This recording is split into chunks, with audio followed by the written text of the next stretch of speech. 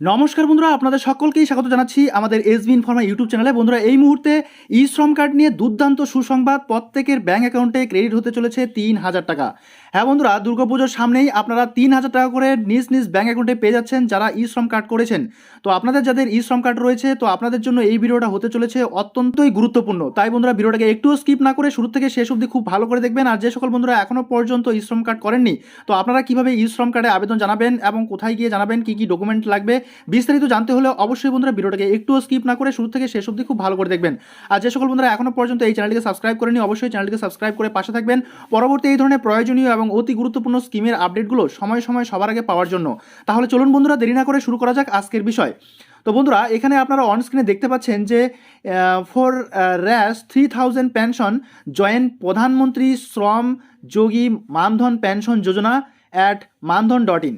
তো এই মানধন.in অফিসিয়াল ওয়েবসাইটে গিয়ে আমরা এই ই শ্রম কার্ডের জন্য আবেদন জানাতে পারি, যেখানে মান্থলি কন্ট্রিবিউশন মাত্র 55 টাকা কন্ট্রিবিউশন করে আমরা এই ৩,০০০ টাকা করে পেনশন পেতে পারি। তো ৩,০০০ টাকা পেনশন কবে পাবো? এই টাকাটা কিন্তু আমরা ৬০ বছর পরে, অর্থাৎ আমাদের যখন বয়স হবে ৬০ বছর, তারপরে থেকে কিন্তু প্রত্যেক মাসে মাসে আমরা ৩,০০০ টাকা করে এই ই শ্রম কার্ড থেকে পাবো। ঠিক আছে, তো এখানে আপনারা যারা যারা আবেদন জানিয়েছেন এবং যাদের ৬০ বছর বয়স হয়েছে, প্রত্যেকের ব্যাঙ্ক অ্যাকাউন্টে এই টাকা ক্রেডিট হওয়া শুরু হয়েছে।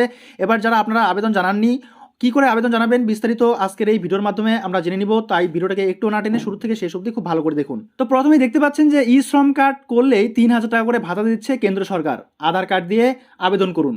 তো বন্ধুরা, আমরা আবেদন কিভাবে জানাবো? প্রথমত জেনে নিব এই প্রতিবেদনের মাধ্যমে যে ই শ্রম কার্ড কী। প্রধানমন্ত্রী নরেন্দ্র মোদী প্রথম ভারতবর্ষের শ্রমিকদের জন্য এই ই শ্রম কার্ড ব্যবস্থা করেন। মূলত ভারতবর্ষের অসংগঠিত শ্রমিক ও ছোট ব্যবসায়ীদের জন্য এই ই শ্রম কার্ডের সুবিধা চালু করা হয়েছে। এই প্রকল্পের মূল উদ্দেশ্য হলো যে সমস্ত মানুষের স্থায়ী আয়ের কোনো উৎস নেই, তাদের ভবিষ্যৎ নিরাপত্তা দেওয়া। এই প্রকল্পে আবেদন করতে গেলে প্রার্থীদের বয়স ন্যূনতম 16 বছর বয়স হতে হবে। কেন্দ্রীয় সরকারের একাধিক প্রকল্পের মাধ্যমে বর্তমানে সমগ্র দেশের জনগণ লাভবান হচ্ছে। কেন্দ্রের তরফে যেমন দেশের মহিলাদের জন্য একাধিক প্রকল্প রয়েছে, তেমনি রয়েছে দেশের কৃষক এবং শ্রমিকদের জন্য বেশ কিছু প্রকল্পের ব্যবস্থা। ভারতবর্ষের বেকার যুবক যুবতী এবং শ্রমিক সম্প্রদায়ের জন্য কেন্দ্রীয় সরকার শুরু করেছে ই শ্রম কার্ডের প্রকল্প। এখনও পর্যন্ত ভারতবর্ষে প্রায় 20 কোটি মানুষ এই প্রকল্পে নাম নথিভুক্ত করেছে। প্রায় 2 কোটির বেশি মানুষ এই প্রকল্পের সুবিধা পাচ্ছে। এবারে দেখে নিব যে এই ই শ্রম কার্ডের সুবিধা কী। ই শ্রম কার্ডের নাম নথিভুক্ত করলে উপভোক্তারা যে সুবিধাগুলো পাবেন, প্রথমত ই শ্রম কার্ডের মাধ্যমে প্রার্থীদের বয়স 60 বছর হলে 3,000 টাকা করে প্রত্যেক মাসে পেনশন পাবেন। কোনো দুর্ঘটনার কারণে প্রার্থীর মৃত্যু বা অঙ্গহানি হলে তার পরিবার এককালীন 2 লক্ষ টাকার আর্থিক সহায়তা পাবেন। যদি আংশিক অঙ্গহানি হয়, সেক্ষেত্রে আর্থিক সহায়তার পরিমাণ দাঁড়াবে 1 লক্ষ টাকা। যে সকল ই শ্রম কার্ডের উপভোক্তাদের নিজস্ব বাড়ি নেই, তাদের বাড়ি তৈরির জন্য আর্থিক সহায়তা প্রদান করবে কেন্দ্র সরকার। এরপরে যে সুবিধাগুলো দেখতে পাচ্ছেন, এই প্রকল্পের মাধ্যমে গর্ভবতী মায়েদেরও আর্থিক সাহায্য করে কেন্দ্র সরকার। যে সকল গর্ভবতী মায়েরা কাজ করতে সক্ষম নন, তাদের দিকে আর্থিক সাহায্যের হাত বাড়িয়ে দিবে কেন্দ্র সরকার। ই শ্রম কার্ডধারীদের সন্তানদের পড়াশোনার জন্য আর্থিক সহায়তা করে কেন্দ্র সরকার। এবার দেখে নিব ই শ্রম কার্ডে কারা আবেদন করতে পারবেন। ই শ্রম কার্ডে কিন্তু সবাই আবেদন করতে পারবেন না, এর জন্য কিছু নির্দিষ্ট ক্রাইটেরিয়া এবং শর্তাবলী রয়েছে। প্রথমত, এই ই শ্রম কার্ডের আবেদন করতে গেলে প্রার্থীদের বয়স হতে হবে 16 থেকে 59 বছরের মধ্যে। যে সকল মানুষেরা আয়ের নির্দিষ্ট কোনো উৎস পান না, তারা এই প্রকল্পে আবেদন করতে পারবেন। যারা সরকারকে আয়কর প্রদান করেন, অর্থাৎ ট্যাক্স যারা প্রদান করে থাকেন, তারা কিন্তু এই প্রকল্পের আওতায় আসবে না। যারা ইপিএফও বা ইএসআইসির সদস্য, তারা কিন্তু এই প্রকল্পের সুবিধা উপভোগ করতে পারবেন না। এরপরে এখানে আবেদন করতে গেলে কী কী ডকুমেন্ট লাগবে। ই শ্রম কার্ডে আবেদনের জন্য যে সকল নথিগুলির প্রয়োজন হবে, সেগুলি নিচে আমরা এক এক করে দেখতে পাচ্ছি। আবেদনকারীর আধার কার্ড, প্যান কার্ড, নিজস্ব পাসপোর্ট সাইজের ছবি, ব্যাঙ্ক অ্যাকাউন্টের বিবরণের জন্য পাসবইয়ের প্রথম পাতার কপি, আধার কার্ডের সাথে লিঙ্ক থাকা মোবাইল নম্বর।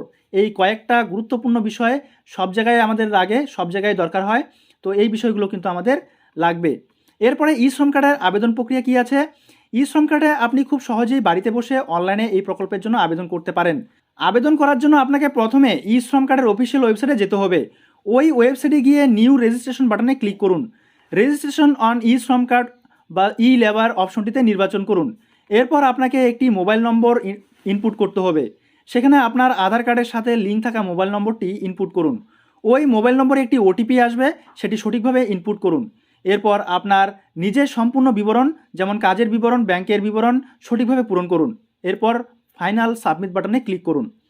তো বন্ধুরা, আপনারা যারা এই বিষয়গুলি নাড়াচাড়া করতে জানেন, অবশ্যই আপনারা ঘরে বসেই করতে পারবেন। কিন্তু আপনারা যারা জানেন না, অবশ্যই তার জন্য সিএসসি সেন্টারে গিয়ে, অর্থাৎ অনলাইন দোকানগুলোতে গিয়ে আপনারা কিন্তু ই শ্রম কার্ডের জন্য আবেদন জানাতে পারেন।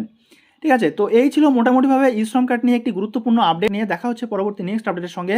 ততক্ষণ পর্যন্ত সুস্থ থাকবেন, ভালো থাকবেন। এই ভিডিওগুলো দেখার জন্য আপনাদের প্রত্যেককেই অসংখ্য ধন্যবাদ।